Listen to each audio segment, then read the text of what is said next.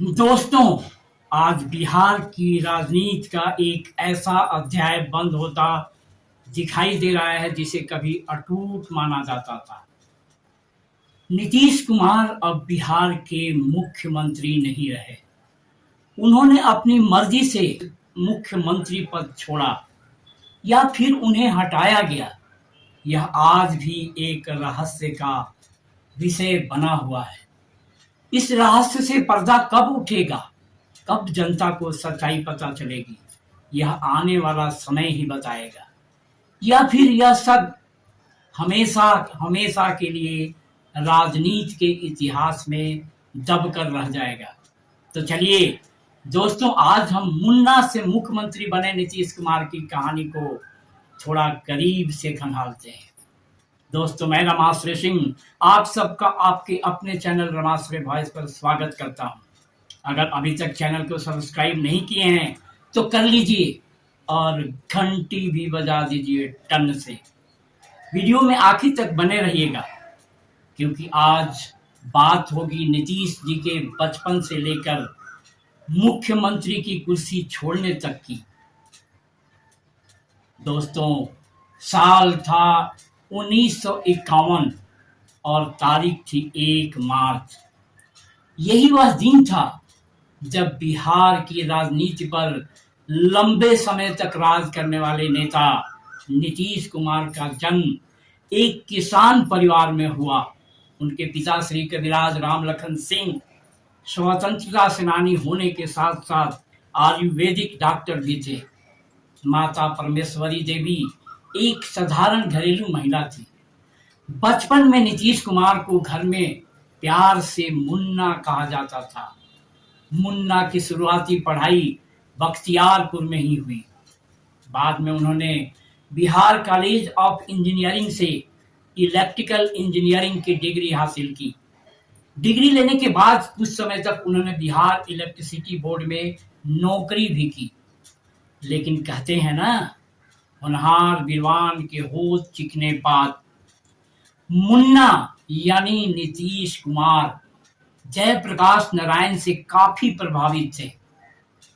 साल 1974 में उन्होंने संपूर्ण क्रांति आंदोलन में हिस्सा लिया और यहीं से शुरू होती है उनकी राजनीति में असली एंट्री। 1977 में उन्होंने पहली बार विधानसभा चुनाव लड़ा, लेकिन किस्मत ने साथ नहीं दिया और वह हार गए। लेकिन संघर्ष करने वाले लोग हार से टूटते नहीं, सीखते हैं। 1985 के चुनाव में उनकी जीत हुई। उनकी राजनीतिक पकड़ इतनी मजबूत थी कि 1990 में अपने बड़े भाई समान मित्र लालू प्रसाद यादव को बिहार का मुख्यमंत्री बनवाने में उनकी बड़ी भूमिका रही। लेकिन दोस्तों, राजनीति में दोस्ती हमेशा अस्थायी नहीं होती। नीतीश कुमार बेहद महत्वाकांक्षी नेता थे। उन्होंने 1994 में जनता दल से अलग होकर अपनी खुद की पार्टी बनाई और नाम रखा समता पार्टी। उनके मुख्य सहयोगी थे जॉर्ज फर्नांडिस। लेकिन राजनीति बड़ी निर्मम चीज होती है दोस्तों। जिस तरह राजनीति में बड़े बड़े नेताओं को किनारे लगाया जाता है, उसी तरह आगे चलकर जॉर्ज फर्नांडिस को भी धीरे धीरे साइड लाइन कर दिया गया। कुछ लोग कहते हैं कि जिस तरह फलाने जी ने लाल कृष्ण आडवाणी और मुरली मनोहर जोशी को राजनीति के हाशिए पर धकेल दिया, उसी तरह जॉर्ज फर्नांडिस को भी बाहर का रास्ता दिखा दिया गया। दोस्तों, समता पार्टी एनडीए का हिस्सा बनी और अटल बिहारी वाजपेयी की सरकार में नीतीश कुमार पहली बार रेल मंत्री बने। मैं अपनी वीडियो में बार बार कहता हूं कि बचपन का मुन्ना यानी नीतीश चाचा अपने सिद्धांतों के पक्के आदमी थे। 1999 में रेल दुर्घटना की नैतिक जिम्मेदारी लेते हुए उन्होंने मंत्री पद से इस्तीफा दे दिया था। आज की राजनीति में ऐसी मिसालें बहुत कम देखने को मिलती हैं।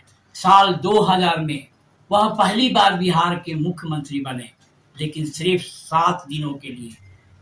और उन्हें इंतजार करना पड़ा सिर्फ 5 साल।